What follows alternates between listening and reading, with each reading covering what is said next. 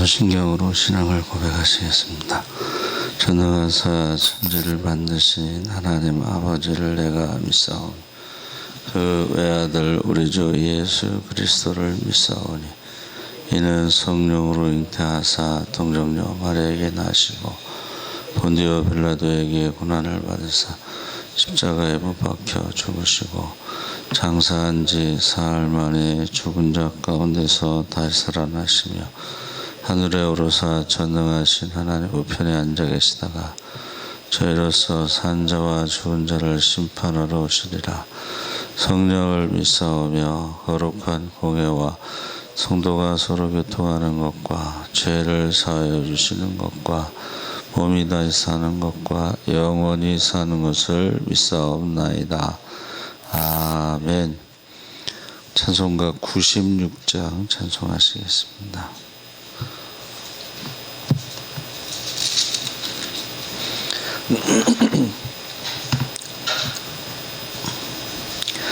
찬송가 96장 찬송하시겠습니다. 예수님은 누구신가?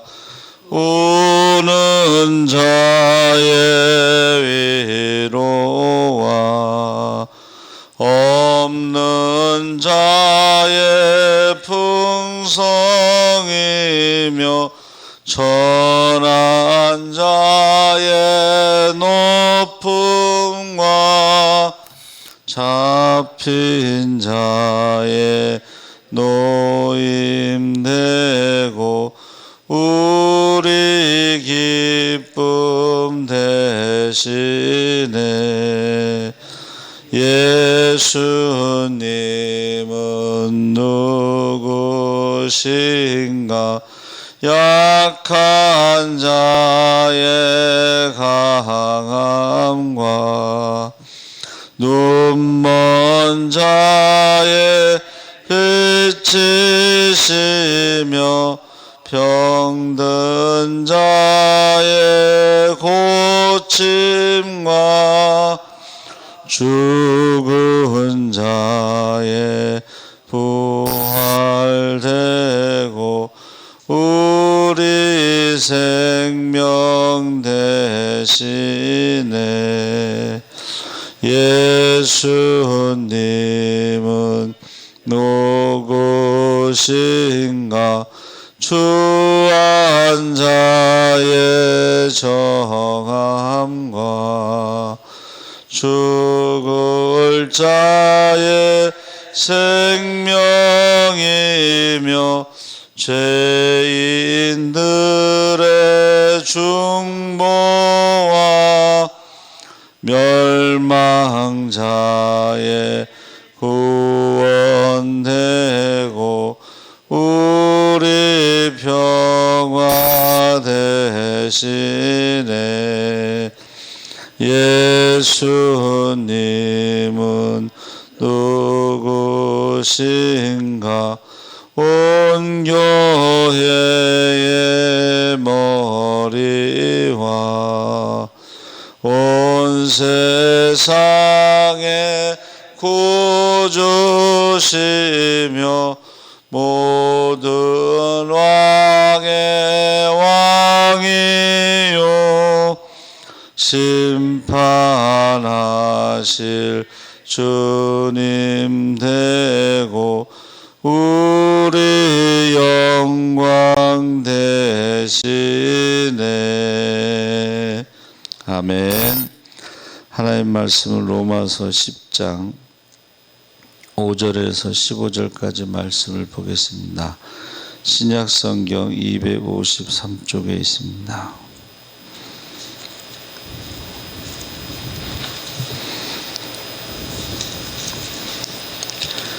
10장 5절에서 15절까지 우리 다 같이 읽겠습니다. 모세가 기록하되 율법으로 말미암는 의를 행하는 사람은 그 의로 살리라 하였거니와 믿음으로 말미암는 의는 이같이 말하되 내 마음에 누가 하늘에서 올라가겠느냐 하지 말라 하니 올라가겠느냐 함은 그리스도를 모셔내리려는 것이요 혹은 누가 무저갱에 내려가겠느냐 하지 말라 하니 내려가겠느냐 함은 그리스도를 죽은 자 가운데서 모셔 올리려는 것이라. 그러면 무엇을 말하느냐? 말씀이 내게 가까워 내 입에 있으며 내 마음에 있다 하였으니 곧 우리가 전파하는 믿음의 말씀이라. 내가 만일 내 입으로 예수를 주로 시인하며 또 하나님께서 그를 죽은 자 가운데서 살리신 것을 내 마음에 믿으면 구원을 받으리라. 사람이 마음으로 믿어 의에 이르고 입으로 시인하여 구원에 이르느니라. 성경에 이르되 누구든지 그를 믿는 자는 부끄러움을 당하지 아니하리라 하니 유대인이나 헬라인이나 차별이 없음이라. 한 분이신 주께서 모든 사람의 주가 되사 그를 부르는 모든 사람에게 부여하시도다. 누구든지 주의 이름을 부르는 자는 구원을 받으리라. 그런즉 그들이 믿지 않은 이를 어찌 부르리요? 못한 일을 어찌 믿으리요? 전파하는 자가 없이 어찌 들으리요? 보내심을 받지 아니하였으면 어찌 전파하리요? 기록된 바 아름답도다. 좋은 소식을 전하는 자들의 발이여 함과 같으니라. 아멘. 할렐루야. 좋은 아침입니다. 잘 오셨습니다. 감사합니다. 말씀의 제목은 세상에서 가장 아름다운 발걸음입니다. 나는 아버지입니다 라는 책이 있는데 전신마비 장애 아들을 위해 자신의 모든 것을 희생한 위대한 아버지 딕 호이트의 감동 스토리를 담은 책입니다. 아들인 릭 호이트는 목에 탯줄을 감고 뇌에 산소 공급이 중단되는 바람에 뇌성마비와 경련성 전신마비의 장애를 가지고 태어납니다.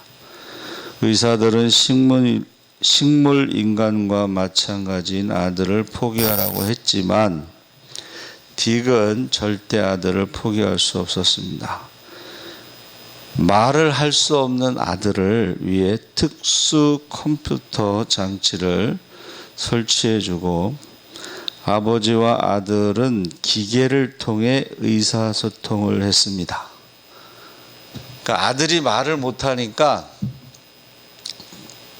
특수 장치 컴퓨터를 통해서 대화를 하는데 그 아들이 처음 그 한 말이 뭐냐면 달리고 싶다.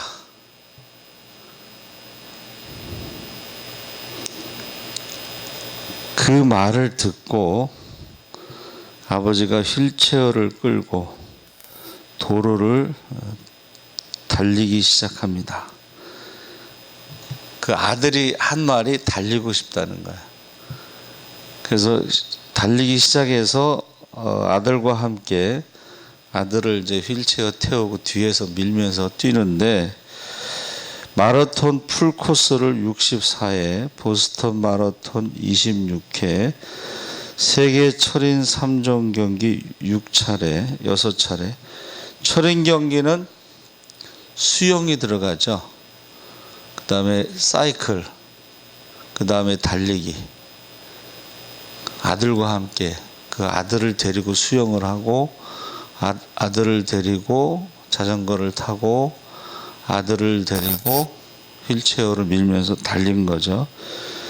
6차례 단축 철인 3종 경기 206번 완주, 미국 대륙을 6,000km 횡단.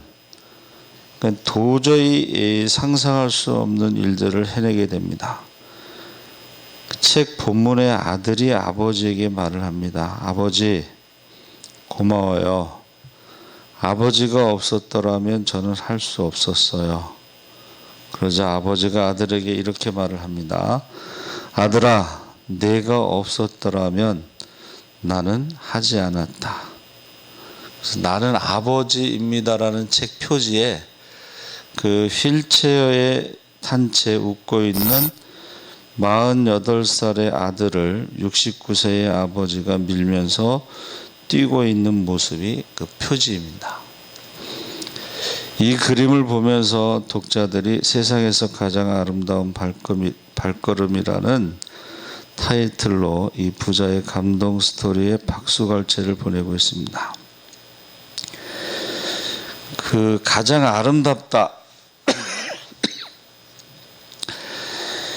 아버지의 아들에 대한 사랑이 그 스토리고, 또 전신마비 장애라고 하는 절망을 뛰어넘어 희망이라고 하는 인간 최고의 가치를 보여주었기 때문에 가장 아름다운 발걸음이라고 했습니다. 그래서 반대로 아름답지 못한 발걸음도 있다. 예수님이 잡히시기 전 겟세마네 동산에서 기도하고 있었을 때에 가롯 유다의 발걸음, 겟세마네 동산을 향해서 황급히 가고 그 뒤로 큰 무리가 칼과 뭉치를 가지고 따랐습니다. 그래서 마귀가 벌써 시몬의 아들 가롯 유다의 마음에 예수를 팔려는 생각을 넣었더라. 마귀가 보낸 발걸음. 예수님을 잡는 데 공을 세우고 돈을 받기 위해 가롯 유다는 마귀가 시키는 대로 겟세마네 동산을 향해 달려가고 있었습니다. 마귀가 보낸 발걸음은 범죄의 발걸음, 타락의 발걸음, 불행의 발걸음, 멸망의 발걸음이 되는 것입니다. 그래서 세상 사람들이 마지막 때가 되면 바쁘게 살아간다 그랬잖아요. 바쁘게 발걸음을 옮기는데, 기독교의 그 발걸음은 속도가 중요한 게 아니고 방향이 중요합니다. 그렇죠? 그래서 구원의 발걸음이 있는가 하면 멸망의 발걸음이 있고, 희망과 미래를 주는 발걸음이 있는 반면 절망과 낙심만을 주는 발걸음이 있습니다. 그래서 어떤 발걸음으로 달려가고 있는가, 방향이 중요하다 그랬죠. 그래서 사도 바울은 두 개의 아름다운 발걸음을 본문에서 소개하고 있는데, 하나는 이 세상을 향하신 예수님의 발걸음, 이것을 성육신이라고 하고 도성인신이라고도 하는데, 그 발걸음에 대해서 사도 바울이 아름답게 표현을 했어요.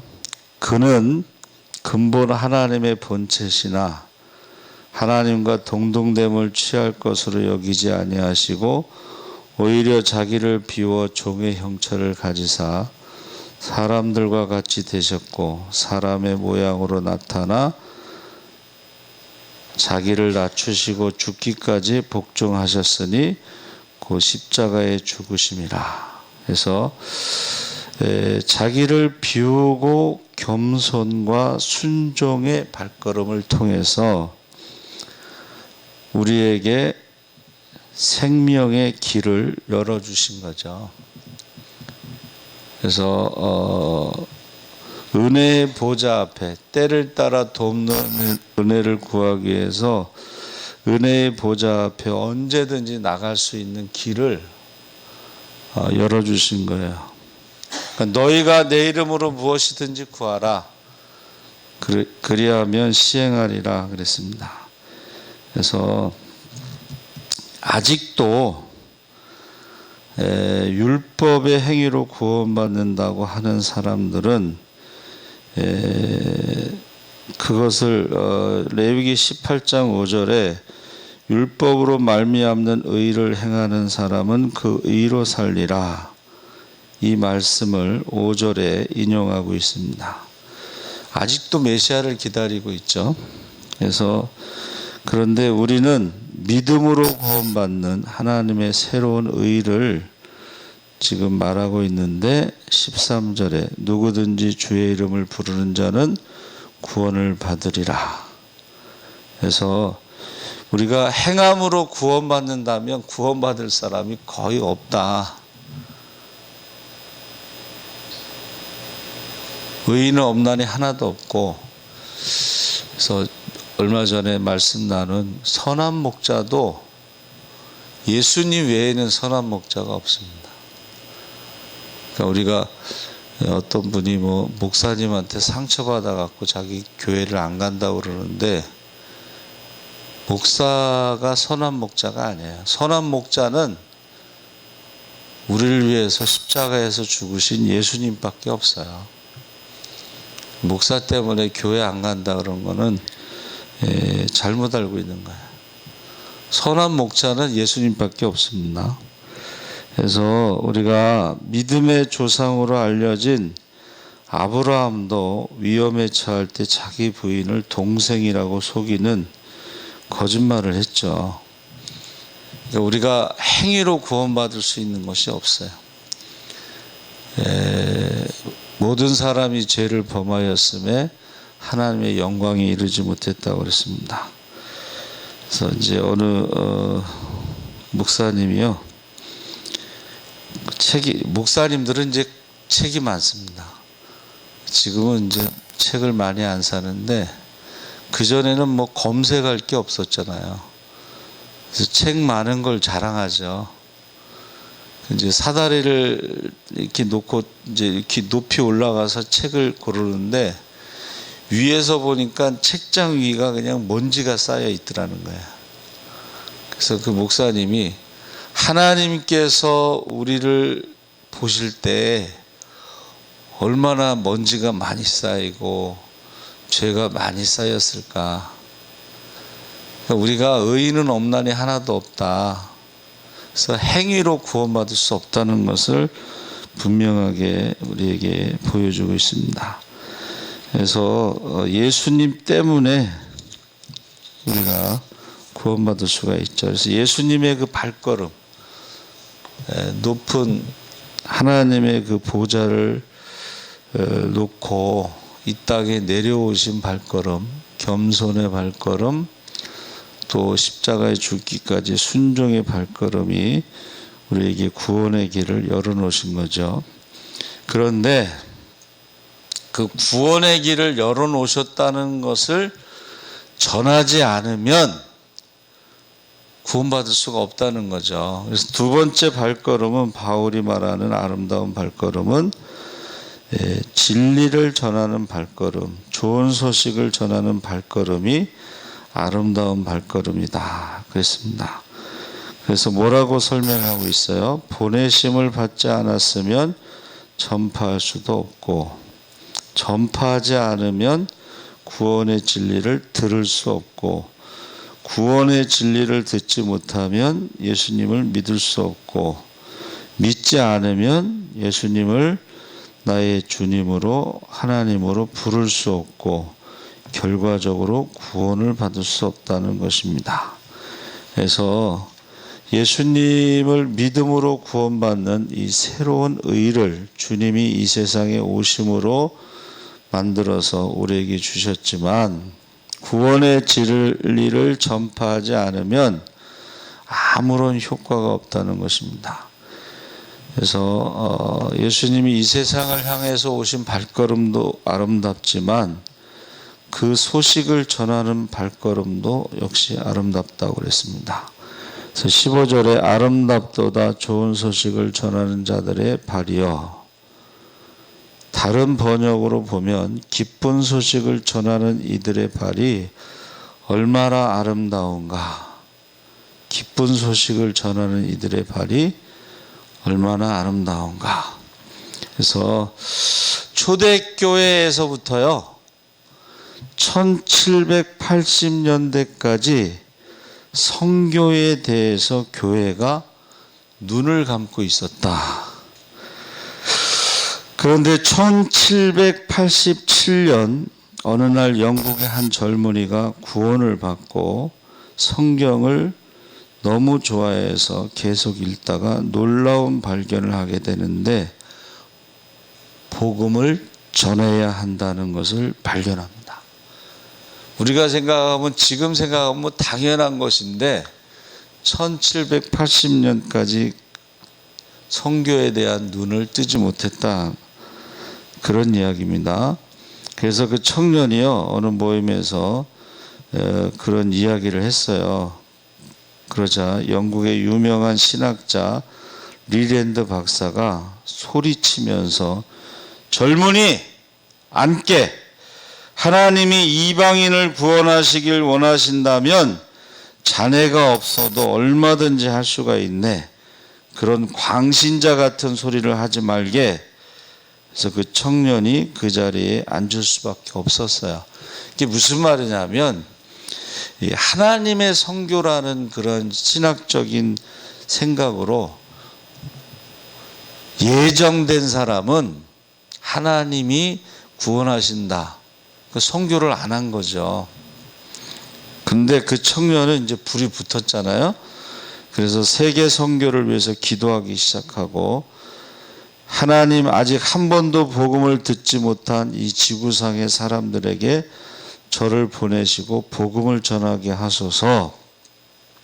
세계 지도를 만들어서 복음을 접하지 못한 나라를 표시하고 거기에 동조하는 자들의 도움을 받아서 인도로 가는 배를 타게 됩니다. 이 젊은이가 바로 현대 선교의 아버지라고 불리는 유명한 윌리엄 캐리입니다. 그래서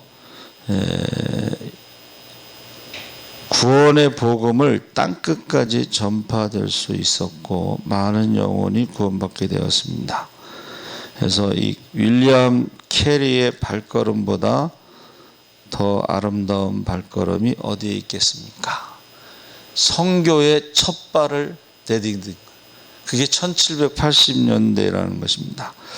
그러면서 그가 전기에 이런 글을 썼어. 박사님, 그렇습니다. 하나님은 당신이나 제가 없이도 복음을 이방인에게 전할 수 있습니다. 그러나 제가 믿기에 하나님은 당신이나 저를 통해서 그 일을 하기를 원하십니다. 그렇게 글을 썼어요. 그래서 저와 여러분이 복음을 전하는 발걸음이 얼마나 아름다운가.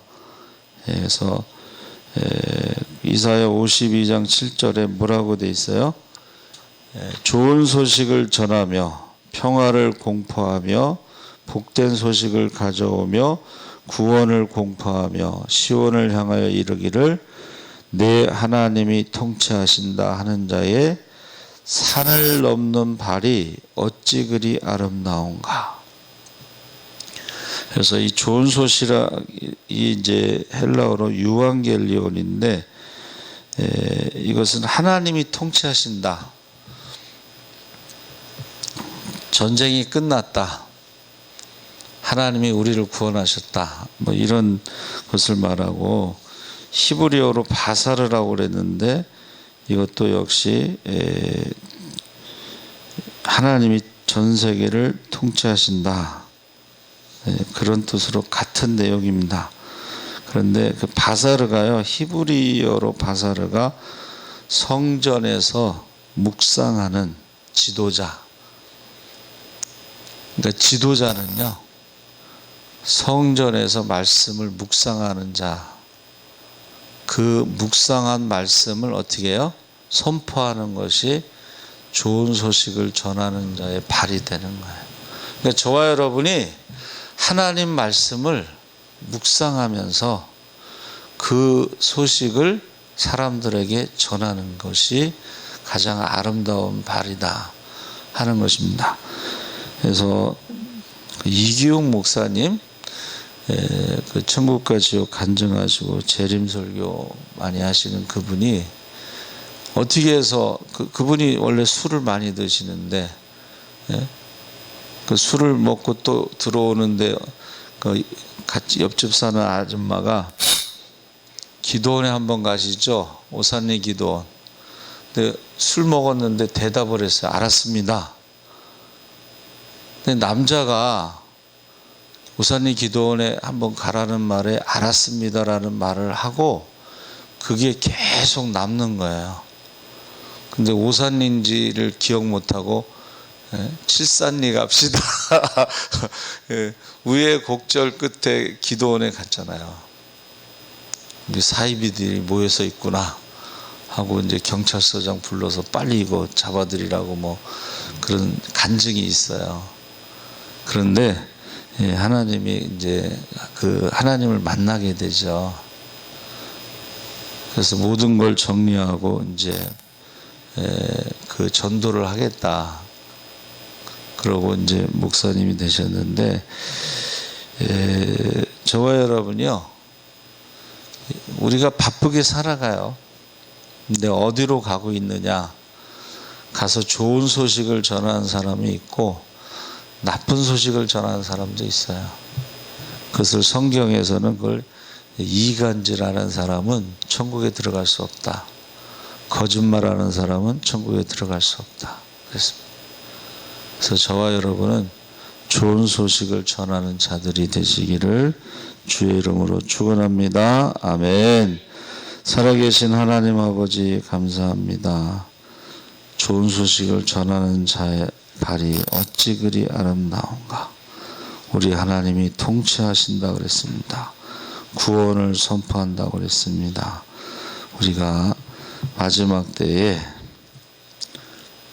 주님 오실 날이 가까움을 볼수록 때를 얻든지 못 얻든지 듣든지 안 듣든지 믿든지 안 믿든지 스쳐 지나가는 영혼이 없이 좋은 소식을 전하는 자들이 되게 하시고 그것이 그 사람의 인생을 바꿀 수가 있습니다.